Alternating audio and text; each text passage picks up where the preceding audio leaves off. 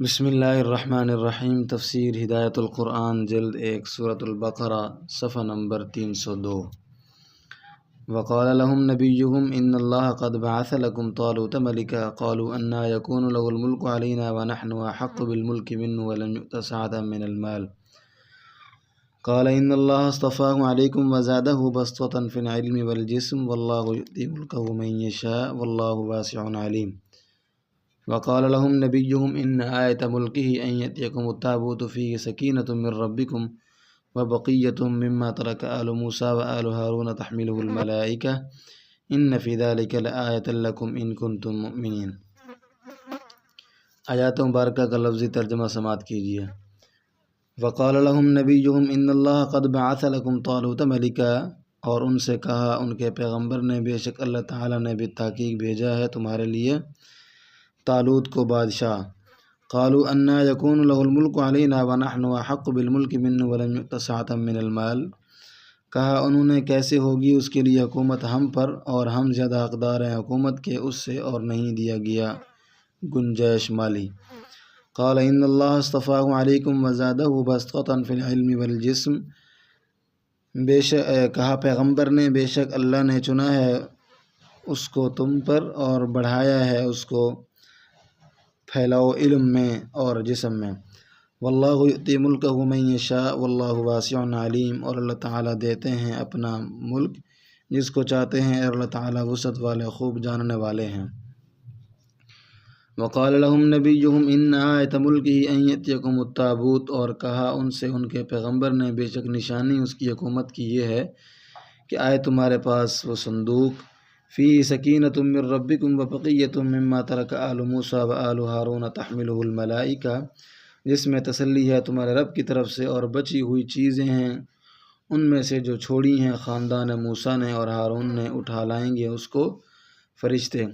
ان فی ذلک لآیۃ لکم ان کنتم مؤمنین، بے شک اس میں البتہ بڑی نشانی ہے تمہارے لیے اگر ہو تم یقین کرنے والے۔ بنی اسرائیل نے طالوت کو بادشاہ ماننے سے انکار کیا۔ وقت کے پیغمبر نے فرمایا ان اللہ قد بعث لکم طالوت ملکا، اللہ تعالیٰ نے تمہارے لیے طالوت کو بادشاہ مقرر کیا ہے۔ یہ بات انہوں نے نبی سے براہ راست سنی، کوئی سند نہیں تھی جس کی تحقیق ضروری ہو، پھر کیا کمی رہی؟ مومن کا اعتقاد عقل پر نہیں ہوتا، اللہ و رسول کے حکم پر ہوتا ہے۔ عقل تو قدم قدم پر ٹھوکریں کھاتی ہے، اور اللہ کے رسول ہیں۔ مومن کو حکم رسول کے بعد کسی دلیل کی ضرورت نہیں رہتی، مگر بنی اسرائیل نے نبی کے حکم کو محل اعتراض قرار دیا۔ انہوں نے کہا طالوت ہم پر کیسے حکومت کر سکتا ہے، وہ کوئی بڑا مالدار تو ہے نہیں۔ گویا ان کے نزدیک بادشاہ کے لیے بڑا مالدار ہونا ضروری تھا۔ نبی نے ان کو سمجھایا کہ یہ چیزیں بادشاہ کے لیے ضروری نہیں ہیں۔ حضرت ابوبکر صدیق رضی اللہ تعالیٰ عنہ کہاں بڑے مالدار تھے، ان کے یہاں تو کھانے کے بھی لالے تھے، مگر صحابہ رضی اللہ عنہم نے خلافت ان کے حوالے کی تھی۔ یہاں بادشاہ کے لیے علم سیاست اور قدرت جسمانی ضروری ہے، علم تدبر اور انتظام کے لیے، جسامت اور رعب وقار کے لیے، اور یہ دونوں باتیں طالوت کو حاصل ہیں۔ پھر تم اللہ کا انتخاب کیوں نہیں مانتے؟ مگر در حقیقت اللہ کا ہے ملک، در حقیقت اللہ کا ہے، وہ جسے چاہیں اپنا ملک بخشیں، ان کی بخشش میں کوئی تخصیص نہیں۔ وہ خوب جانتے ہیں کہ حکومت کا اہل کون ہے۔ انہوں نے طالوت کو بادشاہ نامزد کیے ہے، پھر تم کیوں چوں چرا کرتے ہو؟ وقال لهم نبيهم إن الله قد بعث لكم طالوت ملكا قالوا أنى يكون له الملك علينا ونحن أحق بالملك منه ولم يؤت سعة من المال قال إن الله اصطفاه عليكم وزاده بسطة في العلم والجسم والله يؤتي ملكه من يشاء والله واسع عليم۔ اور ان سے ان کے پیغمبر نے کہا بالتحقیق اللہ نے تمہارے لیے طالوت کو بادشاہ مقرر کیا۔ انہوں نے کہا وہ ہم پر کیسے حکومت کر سکتا ہے جبکہ ہم اس سے حکومت کی زیادہ حقدار ہیں۔ بنی اسرائیل میں عرصہ سے لاوہ کی نسل میں نبوت اور یہودا کی نسل میں بادشاہ چلی آ رہی تھی۔ طالوت دونوں خاندانوں میں سے کسی سے تعلق نہیں رکھتے تھے اور اس کے پاس مالی وسعت تو ہے نہیں، یعنی وہ معاشی اعتبار سے اہل ثروت میں شمار نہیں ہوتا، پس ہم اس کی فرما روی کیسے قبول کریں؟ پیغمبر نے فرمایا اللہ تعالیٰ نے بالیقین اس کو تم میں سے چھانٹا ہے اور علم و جسم میں اس کو برترش بخشی ہے، اور اللہ تعالیٰ اپنا ملک جسے چاہتے ہیں عنایت فرماتے ہیں، اور اللہ تعالیٰ بڑی وسعت والے سب کچھ جاننے والے ہیں۔ اللہ تعالیٰ نے کرشمہ دکھایا تب بنی اسرائیل نے مانا۔ بنی اسرائیل کے پاس ایک صندوق تھا، اس میں موسیٰ و ہارون علیہ السلام کے تبرکات تھے۔ بنی اسرائیل کے نزدیک وہ صندوق بڑا متبرک سمجھا جاتا تھا، جہاد میں اس کو آگے رکھتے تھے۔ جب بنی اسرائیل نے عمالقہ سے شکست کھائی تھی تو انہوں نے اس صندوق پر بھی قبضہ کر لیا تھا۔ پیغمبر نے فرمایا طالوت کی بادشاہی کی نشانی یہ ہے کہ وہ صندوق تمہارے پاس پہنچ جائے، اس سے تم کو سکون خاطر نصیب ہو گئے، اس کو دشمن قوم کے پاس سے فرشتے اٹھا لائیں گے، یہ تمہارے لیے ایک نشانی ہے اگر تم ماننے والے ہو۔ جب انہوں نے یہ معجزہ دیکھا تب کتے کی دم سیدھی ہوئی۔ وقال لهم نبيهم ان آیة ملکه ان یأتیکم التابوت فیہ سکینۃ من ربکم وبقیۃ مما ترک آل موسیٰ وآل ہارون تحملہ الملائکہ ان فی ذلک لآیۃ لکم ان کنتم مؤمنین۔ ترجمہ: اور پیغمبر نے ان سے کہا اس کی بادشاہت کی نشانی یہ ہے کہ تمہارے پاس وہ صندوق آ جائے جس میں تمہاری تسلی خاطر ہے تمہارے رب کی طرف سے، اور اس میں موسیٰ و ہارون کے متروکات ہیں۔ الف لام کا لفظ مقحم زائد ہے۔ اٹھا لائیں گے اس کو فرشتے، یعنی بطور معجزہ آئے گا، اس میں بالیقین بڑی نشانی ہے تمہارے لیے اگر تم ماننے والے ہو۔ فرشتے اس کو کیسے اٹھا لائے اس کی وضاحت قرآن کریم میں نہیں۔ مفسرین کرام لکھتے ہیں کہ جب اللہ تعالیٰ اس کی واپسی منظور ہوئی تو ایسا ہوا کہ جہاں وہ تابوت رکھتے تھے وبا پھوٹ پڑتی تھی، اس لیے انہوں نے اس صندوق کو بیل گاڑی پر رکھ کر بنی اسرائیل کی طرف ہنکا دیا۔ فرشتے اس کو ہانک کر طالوت کے گھر پہنچا گئے۔ بسم اللہ الرحمن الرحیم۔ فلما فصل طالوت بالجنود قال ان اللہ مبتلیکم بنہر فمن شرب منه فلیس منی ومن لم يطعمه فإنه منی الا من اغترف غرفة بيده فشربوا منه الا قليلا منهم فلما جاوزه هو والذین آمنوا معه قالوا لا طاقة لنا اليوم بجالوت وجنوده قال الذين يظنون انهم ملاقو الله كم من فئة قليلة غلبت فئة كثيرة بإذن الله والله مع الصابرين۔ آیات مبارکہ کا لفظی ترجمہ سماعت کیجیے۔ فلما فصل طالوت بالجنود قال ان اللہ مبتلیکم بنہر فمن شرب منه فلیس منی ومن لم يطعمه فإنه منی الا من اغترف غرفة بيده۔ پس جب جدا ہوا طالوت لشکر کے ساتھ کہا انہوں نے بے شک اللہ تعالیٰ جانچنے والے ہیں تم کو ایک ندی سے، پس جس نے پیا اس سے تو وہ میرا نہیں، اور جس نے نہیں چکھا اس کو تو بے شک وہ میرا ہے، مگر جس نے چلو بھرا ایک چلو اپنے ہاتھ سے۔ فشربوا منه الا قليلا منهم فلما جاوزه هو والذين آمنوا معه قالوا لا طاقة لنا اليوم بجالوت وجنوده، اس سے مگر تھوڑوں نے ان میں سے، پس جب بڑھا وہ اس سے وہ اور جو لوگ ایمان لائے اس کے ساتھ کہا انہوں نے نہیں طاقت ہمارے اندر آج جالوت اور اس کے لشکر سے لڑنے کی۔ قال الذين يظنون انهم ملاقو الله كم من فئة قليلة غلبت فئة كثيرة بإذن الله والله مع الصابرين۔ کہا ان لوگوں نے جو خیال کرتے ہیں کہ وہ ملنے والے ہیں اللہ سے، بارہا جماعت تھوڑی غالب آتی ہے زیادہ جماعت پر بحکم الہی، اور اللہ تعالیٰ صبر کرنے والوں کے ساتھ ہیں۔ طالوت نے فوج کا امتحان کیا تو 313 ہی کھڑے نکلے۔ جب طالوت لشکر کے ساتھ دشمن کا مقابلہ کے لیے نکلے تو راستہ میں انہوں نے فوج کا امتحان کیا تاکہ کم حوصلہ لوگ ہی پہلے ہی چھٹ جائیں، ان کی جنگ میں شرکت نقصان رساں ہوتی ہے۔ چنانچہ راستہ میں ایک ندی آئی، طالوت نے حکم دیا نہر سے کوئی پانی نہ پیے، ہاں ایک چلو بھر سکتا ہے، جو نہر سے پیے گا وہ میرا نہیں۔ جب لوگ اس ندی پر پہنچے تو سخت پیاسے تھے، بے تحاشا اس پر ٹوٹ پڑے اور پیٹ بھر کر پیا۔ صرف 313 فرمان بردار نکلے۔ جب فوج اس ندی سے آگے بڑھی تو پانی پینے والوں نے ہتھیار ڈال دیے اور کہا آج ہم جالوت اور اس کے لشکر سے لوا نہیں لے سکتے۔ یہ کہہ کر وہ خود ہی لوٹ گئے، صرف کھرے مومنین ہی ساتھ رہ گئے۔ یہ نہر کون سی تھی معلوم نہیں، تعین کر کے کیا کرو گے؟ بس اتنی بات کافی ہے، ایک نہر پر امتحان کیا۔ آیت کریمہ۔ پھر جب طالوت لشکر کے ساتھ وطن سے جدا ہوا تو انہوں نے کہا اللہ تعالیٰ تمہارا امتحان کرنے والے ہیں ایک نہر کے ذریعے، پس جو اس سے پیے گا وہ میرا نہیں، اور جو اس کو نہیں چکھے گا وہ میرا ہے، البتہ اپنے ہاتھ سے ایک چلو بھرنے کی اجازت ہے۔ منی ولیس منا محاورہ ہے، یعنی میرا ہم مزاج نہیں۔ پس اس سب نے نہر سے پیا، تھوڑے لوگوں کے علاوہ۔ پھر جب طالوت اور وہ لوگ جنہوں نے ان کی بات مانی تھی اس نہر سے آگے بڑھے تو ان لوگوں نے کہا آج ہم میں جالوت اور اس کے لشکر سے مقابلہ کی طاقت نہیں، یہ کہہ کر وہ راستہ سے لوٹ گئے۔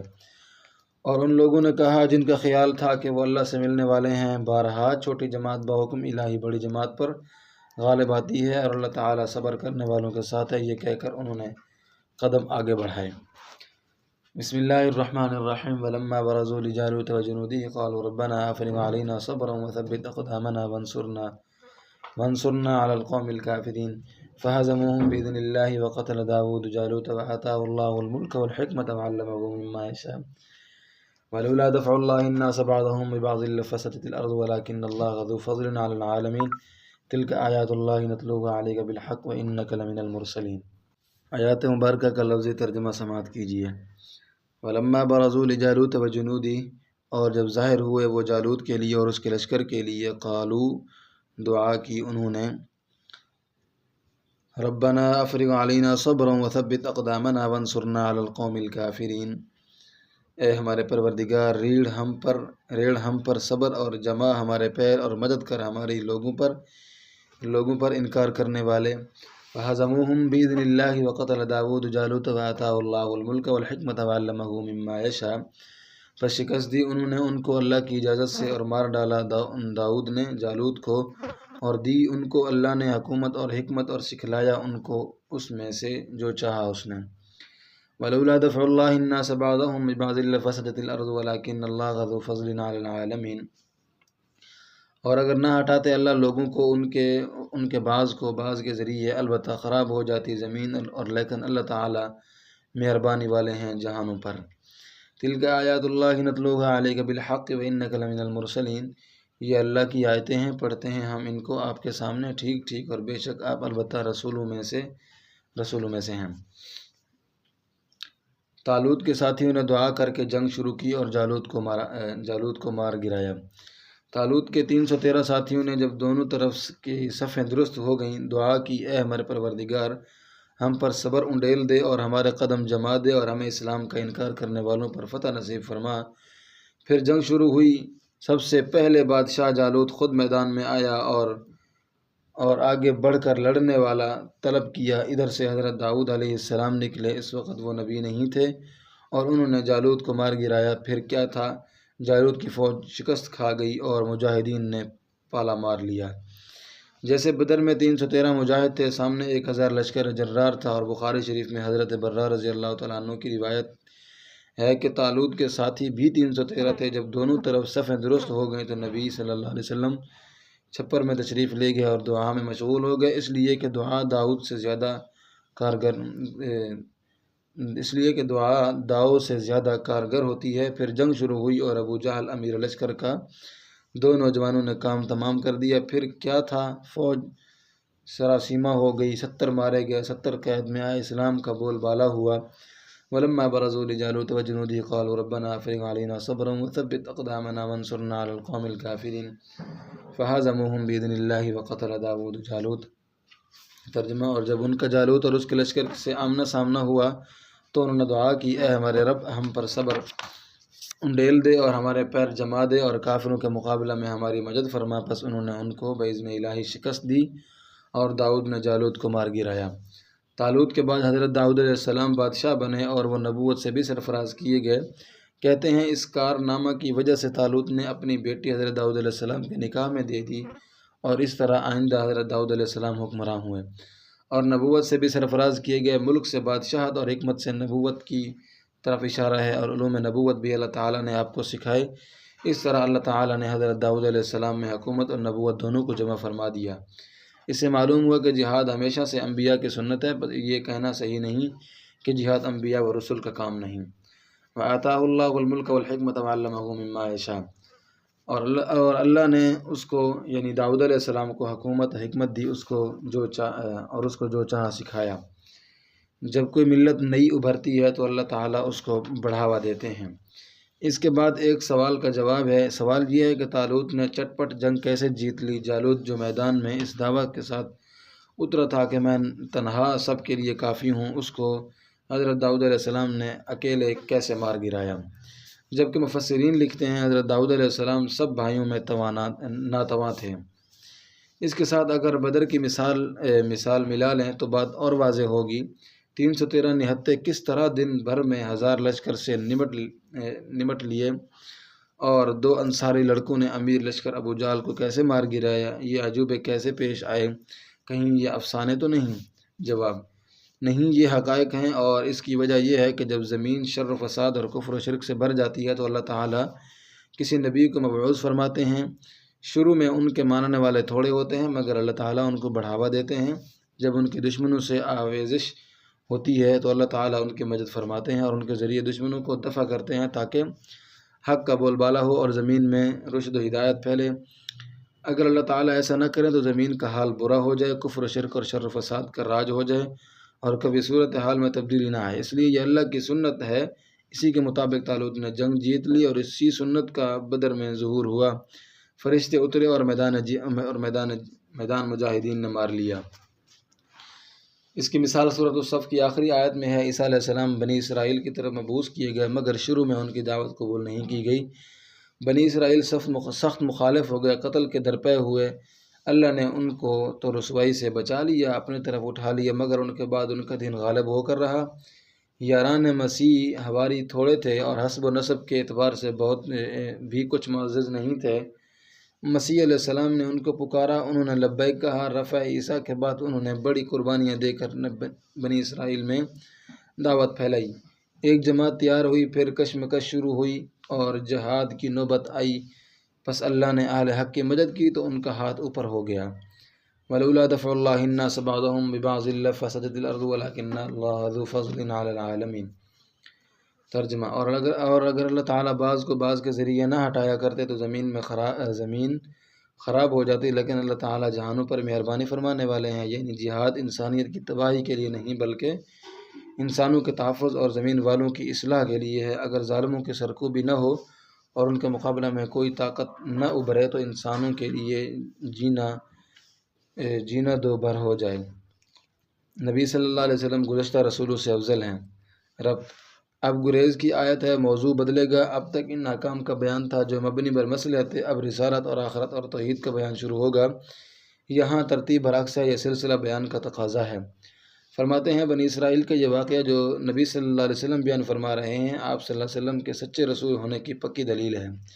یہ اللہ کی آیتیں ہیں جو آپ پر نازل کی جا رہی ہیں، ان میں واقعہ ٹھیک ٹھیک بیان کیا گیا ہے، جبکہ نبی صلی اللہ علیہ وسلم اس زمانہ میں موجود نہیں تھے۔